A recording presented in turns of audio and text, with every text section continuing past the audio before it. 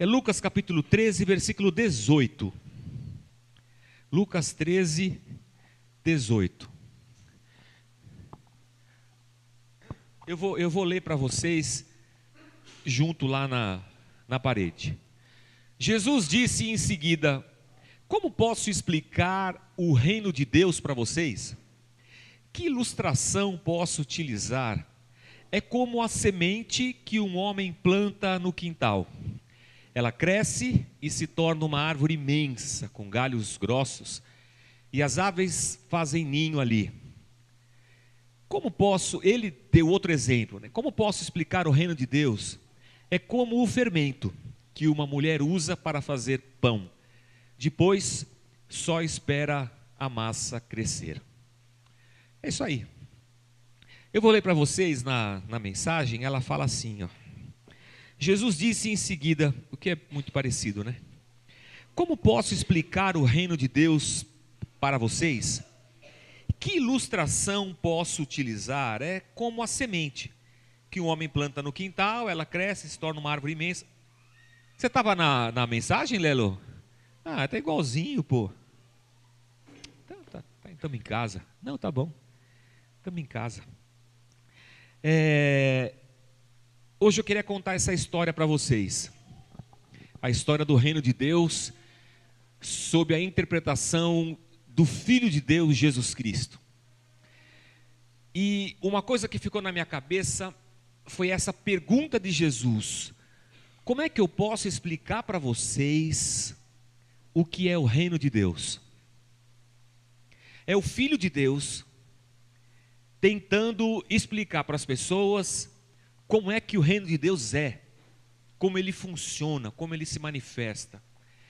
Pensando nisso, nessa preocupação de Jesus em conseguir explicar para aquele povo o que era o reino, é que eu fiquei pensando, e essa pergunta ficou na minha cabeça: como que eu posso explicar para vocês o que é o reino de Deus? E a gente tem que pensar que o povo de Israel, o povo judeu, tinha perdido a liberdade lá quando a Babilônia invadiu Jerusalém. Desde a época do exílio, que Israel não era mais uma nação independente. Porque depois de cair para a Babilônia, aí vieram outros impérios, vieram os gregos, depois vieram os romanos, e Israel sempre dominada. Nunca mais Israel foi um território livre, com rei, uma nação independente. Israel estava esperando o reino se estabelecer. A expectativa era essa, que o reino viesse e eles se tornassem uma nação de novo, independente, como nos dias de Davi, de Salomão e essas coisas todas. E eles estão esperando que Jesus explique para eles como esse reino vai se manifestar. Afinal de contas, Jesus é o prometido, ele é o Messias. As expectativas do povo estão recaindo sobre Jesus, e quanto mais o ministério de Jesus avança, mais essa expectativa talvez cresça. O Jesus vai reinar sobre nós, vai sentar no trono e vai ser o nosso rei. E aí, diante dessa expectativa, Jesus está se questionando: como é que eu posso explicar para vocês o que é o reino de Deus? Como é que eu posso formular essa teologia? Como é que eu posso estabelecer uma doutrina aqui para vocês? Como é que eu posso explicar de maneira que vocês entendam? Aí ele diz assim: olha, o reino de Deus é assim, é igual uma semente, que a pessoa planta, e aí aquilo vira uma árvore grande, com galhos grossos, e as aves vêm fazer ali o seu ninho. Assim é o reino de Deus. O que você entende com isso, irmãos? Eu estou esperando o rei de Israel chegar e estabelecer um reino, e ele vem dizer para mim que o reino de Deus é igual a semente. Aí depois ele fala assim: bom, como é que eu posso explicar isso melhor para vocês? O reino de Deus é igual a um pouco de fermento, que você coloca na massa, e aí espera ela crescer. Nossa, irmãos, Ajudou assim? Não. Eu acho que para aqueles caras não deve ter ajudado nada. Para nós já não ajuda. E eu fiquei pensando, meu Deus do céu, que raio essa história tem para falar para nós? É claro que a gente pode pescar e pensar elementos em toda a palavra de Deus para somar-se com essa metáfora de Jesus Cristo e a gente compor um pensamento e estruturar uma ideia a respeito do reino de Deus. E hoje, quando eu estava saindo de casa, hoje pela manhã, e quando eu abri a garagem, tinha um casal passando, fazendo atividade física. Lá no meu bairro fizeram ciclovias, e tem uma ciclovia que passa bem em frente da minha casa. E a ciclovia acabou virando pista de caminhada e Cooper. Bicicleta mesmo não passa, mas o bairro inteiro fica andando pela ciclovia para fazer atividade física. E quando eu abri o portão, eu vi o casal todo vestido assim de atividade física, e eu pensei, eu estou indo para a igreja e eles estão fazendo uma caminhada. E bem nessa hora, algumas coisas ficaram pesando na minha cabeça. Uma das coisas que ficaram pesando na minha cabeça é o fato de que eu pensei assim, putz, eu vou para a igreja. Quando eu pensei, eu vou para a igreja, eu pensei, eu sou crente. Quando eu pensei, eu sou crente, eu pensei, eu sou um pecador. E quando eu pensei, eu sou um pecador, eu pensei, eu vivo sob pressão. Há uma tensão dentro de mim, há uma insatisfação dentro de mim. Eu estou sempre aquém daquilo que eu tenho que ser. Você pensa assim também? Não.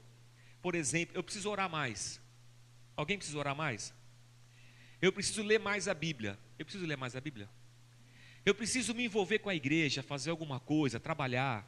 Alguém? Eu preciso buscar mais a santificação, sei lá.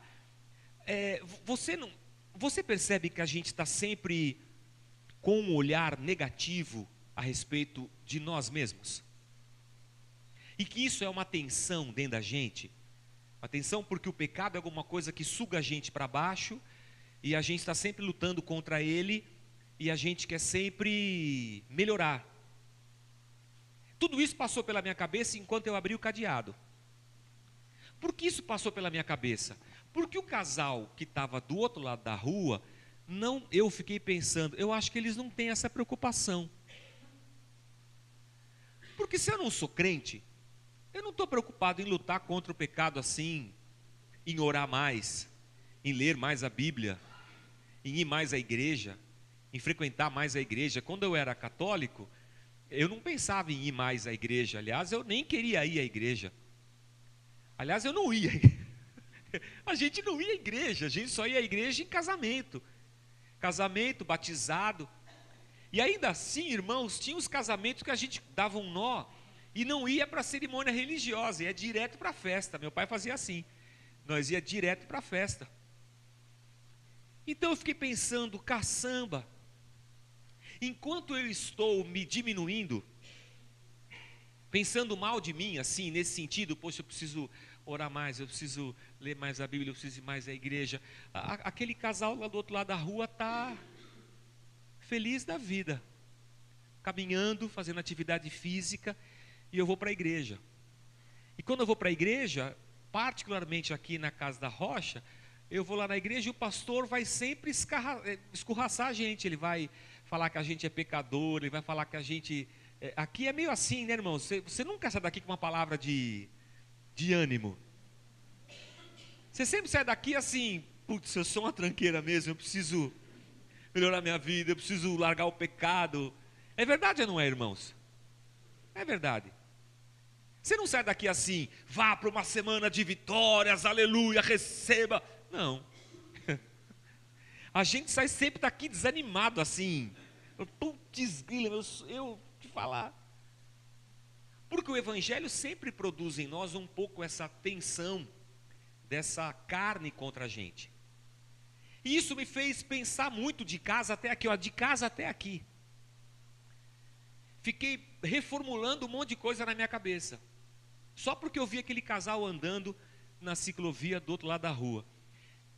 E por que eu estou dizendo tudo isso aí?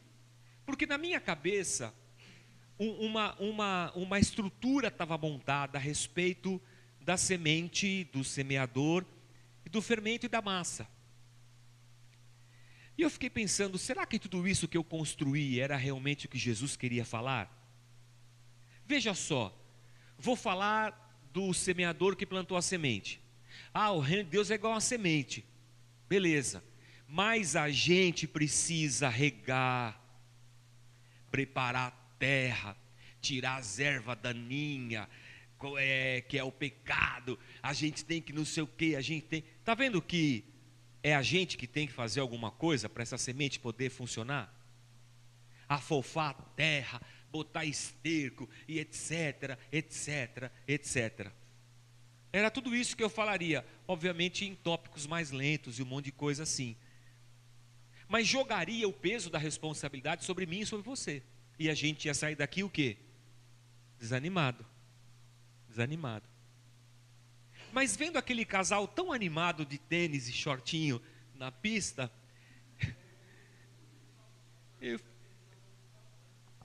talvez eles vão no culto da noite, eu acho. Eles vão no culto da noite. Como é culto de aniversário, e eu sabia que a gente ia comer bolo, e que hoje era um culto mais tranquilo e tudo mais, eu falei, eu preciso reler essa minha leitura. E nessa releitura, e peço perdão para vocês, nessa releitura eu fiquei pensando no fermento que levé da massa. Eu gosto de cozinhar, eu faço comida, qualquer coisa eu cozinho em casa. Faço salgado, faço doce, gosto de fazer bolo, gosto de fazer macarrão. Faço macarrão, amasso a massa, farinha, ovos, água, amasso a massa, corto, faço molho com tomate. Eu gosto de fazer bacalhau, tem uma receita de bacalhau portuguesa que, divino e tudo mais. Mas quando eu faço massa de macarrão, a massa fica pesada para você amassar. E quanto mais ovos você coloca, mais densa e mais pesada fica a massa.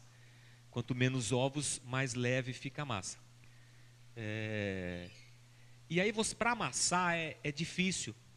E você precisa, depois de amassado bem, esperar que aquela massa descanse, para depois você cortar e dar prosseguimento à sua receita. Mas eu fiquei pensando nisso. Pensando no peso da massa contra as minhas mãos. E eu fico pensando, putz, minha avó era bicho, porque minha avó amassava a massa assim, igual um trator, sabe? Vai. Agora eu sofro para amassar, eu falo, putz, minha avó era italiana, a mulher tinha força nos braços, porque ela amassava a massa bacana. E que o fermento precisa vencer isso aí. No caso do macarrão, a gente usa nada de fermento. No macarrão não põe fermento nenhum. A massa vai seca assim para a água. Mas no pão, por exemplo, que também é uma massa pesada, você tem que pôr fermento no pão. Uma coisa não anda. E para as mulheres que fazem bolo, quem faz bolo, pelo menos eu aprendi assim, que depois que você põe o fermento, você não pode bater mais. O fermento é a última coisa que você põe na massa. É assim que vocês fazem? Não. É? Porque o fermento está lá dentro fazendo o quê? Fermentando, produzindo o quê? Ar. O fermento está produzindo ar. E essas bolinhas de ar dentro da massa vão insuflar a massa enquanto ela cresce no forno, para ele ficar fofinho. Se você bater muito, você vai dispersar essa força do fermento. Então você põe o fermento e forno na massa. Jesus diz, o reino é igual ao fermento, que depois que você pôs, você não faz mais nada. Você deixa ele faz a coisa sozinha. Eu vim a pregar para vocês e dizer de tudo que a gente tem que fazer. Mas depois que eu vi o casal despreocupado da vida, eu fiquei pensando, puxa vida, eu precisava me despreocupar um pouquinho também.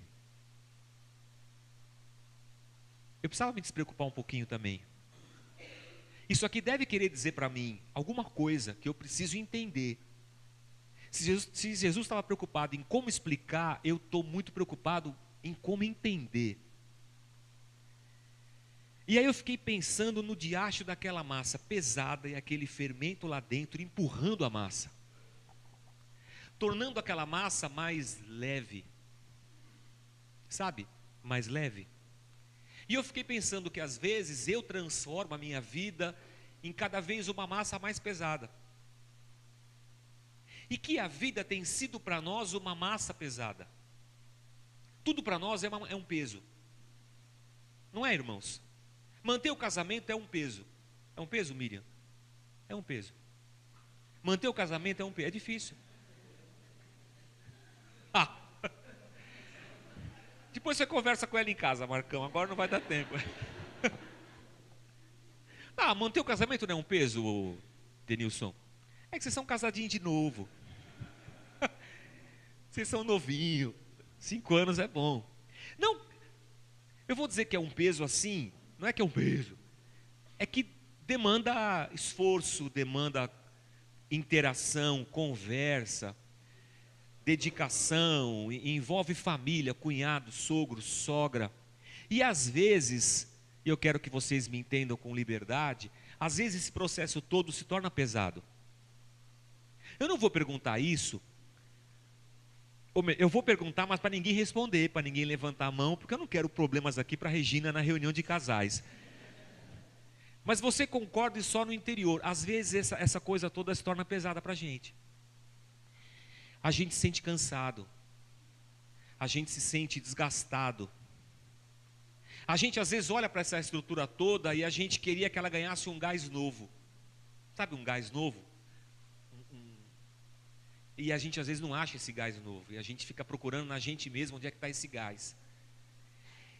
Às vezes, irmãos, a vida se torna assim. Às vezes o ministério, você veio de uma igreja frustrado com a tua igreja, caiu aqui na Casa da Rocha. Porque lá naquela igreja você precisava de um gás novo que você já não encontrava mais. E você ficou desgastado com a estrutura, você ficou desgastado com a teologia, com a doutrina, seja lá com o que for. Você encheu o saco, saiu, vou procurar uma igreja, caiu aqui na Casa da Rocha.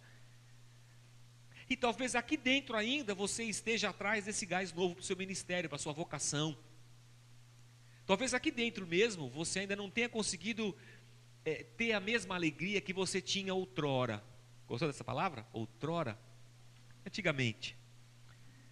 Ainda falta para a gente algum ânimo que eu não sei de onde vem. É o casamento, é o ministério, o chamado, a vocação. Às vezes é o trabalho. Irmãos, às vezes é a própria vida. Você já ficou de saco cheio da vida? Da vida, sim. Ou dessa vida que eu tenho. Senhor, eu sei que para cada um o Senhor deu uma vida. O Senhor podia ter dado outra para mim. Assim, eu podia ter sido outra pessoa.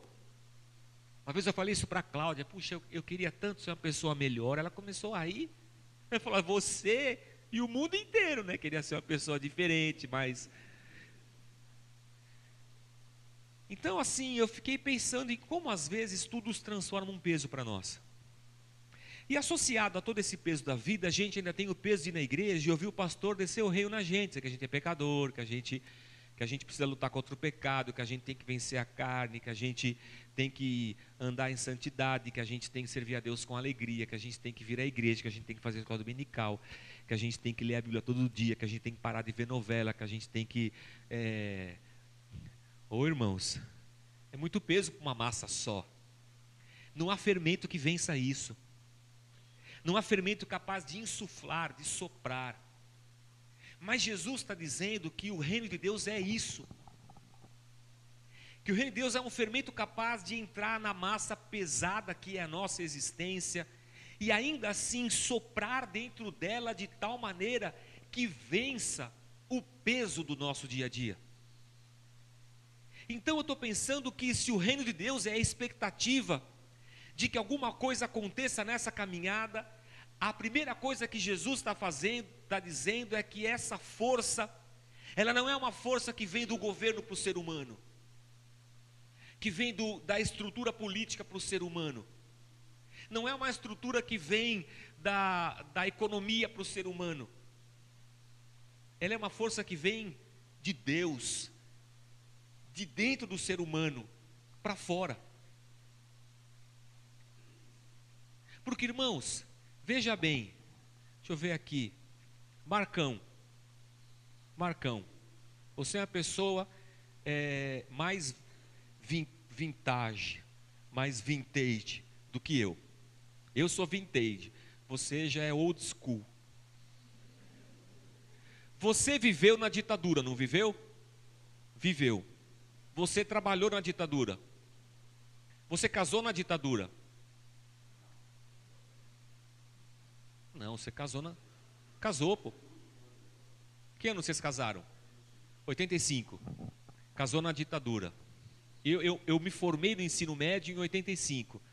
Estudei toda a minha fase de escola, foi na ditadura. Você também, na ditadura.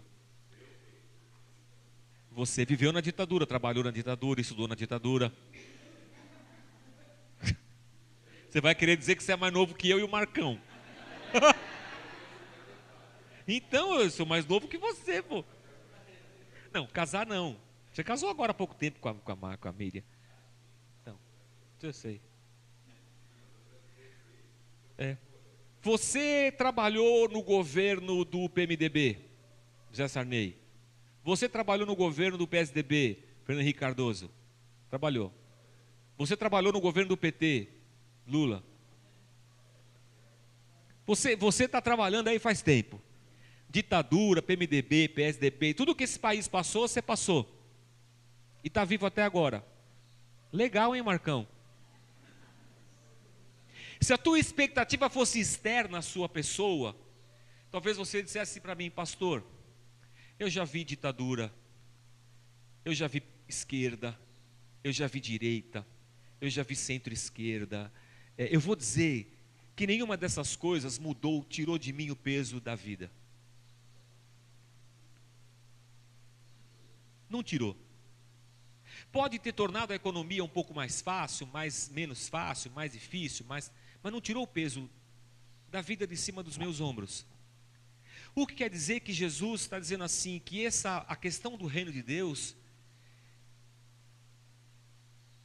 entendendo, olhando para esse texto aí, é alguma coisa interna à massa. E ele não veio salvar a sociedade ou o governo, ou ele não veio salvar um sistema político, econômico, religioso, ele veio salvar o ser humano. E para tirar esse peso de nós, não é alguma coisa externa, mas é esse vento interior. E eu fiquei pensando muito no vento do Espírito, soprando dentro da gente, airando a nossa massa, igual um chocolate soufflé. E tornando a minha vida um pouco mais leve, porque há dentro de mim uma força, que não é uma força humana, ela é uma força divina. Que eu posso falar que é tipo um vento, criando dentro de mim uma estrutura de bolhas que me torna mais leve. O que faz com que o meu casamento seja um pouco mais leve. E que as dificuldades da vida se transformem em coisas mais leves, menos pesadas. Que até a dinâmica de igreja se transforma numa coisa um pouquinho mais leve. E de repente eu vejo que a presença de Deus na minha vida, o reino de Deus, se manifestando em mim, está fazendo a minha vida andar mais para frente. E eu estou olhando as coisas com mais leveza, com mais tranquilidade, com mais esperança, com mais fé, com mais alegria, porque dentro de mim tem um fermento, aliviando a minha caminhada. E que por um certo aspecto, preste atenção, não me entendam mal, não é heresia, por um certo aspecto, não depende de mim, é Deus em mim. Não depende mais de eu amassar a massa. Há um trabalho que é do Espírito Santo de Deus na minha vida, que não é meu, é de Deus. Há muito trabalho meu, eu não quero falar disso hoje, não é essa a história que eu queria contar para vocês. Eu quero contar para você uma história assim, irmão, Deus quer tornar a tua vida cada vez mais leve. Porque só entendendo isso eu posso entender que um discípulo é capaz de ir para o martírio feliz. Que um discípulo está preso para ter a sua cabeça cortada e ele está glorificando a Deus. Que um discípulo como Estevão está sendo apedrejado e está dizendo, está vendo o céu aberto dizendo, Senhor, esses caras, eles não sabem o que eles estão fazendo. Vamos lá, é nós, cara feliz. Pô, só um cara com muito ar dentro dele pode encarar uma situação dessa com essa leveza. Por outro aspecto, o cara põe a semente lá. Veja, ele fala assim, o cara plantou a semente no quintal e a árvore cresceu. Aí eu poderia pensar assim, mas teve que arar a terra, teve que cavucar, teve que regar, teve que adubar, teve que essas coisas tudo. Jesus não disse nada disso. Ele falou assim, o reino de Deus é igual uma semente, o cara planta e ela vai sozinha. Não é incrível isso, irmãos? Ela vai sozinha e vai virar uma árvore. E vai virar uma árvore. Na casa do meu sogro tem um terreno grande, uma área gramada grande, e tem muitas árvores frutíferas lá. E eu vivi enchendo o meu sogro para ele plantar jabuticaba, que eu gosto de jabuticaba. Aí ele acabou se convencendo e plantou uma jabuticaba, plantou uma mexerica também, porque o pé de manga foi para o vinagre, deu bicho e ele morreu. E esses dias o meu sobrinho, que é pequenininho, tem... Eu não sei quantos anos ele tem, irmãos. Ele é pequenininho assim, ó. Saiu da fralda agora. 2 e tralalá. Acho que não tem 3 ainda. E ele já sabe ir lá no pé de jabuticaba e pegar jabuticaba para comer. Ela foi. Meu sogro plantou e ela foi. Como foi a mexerica. E esse meu sobrinhozinho, ele vai crescer junto com as árvores.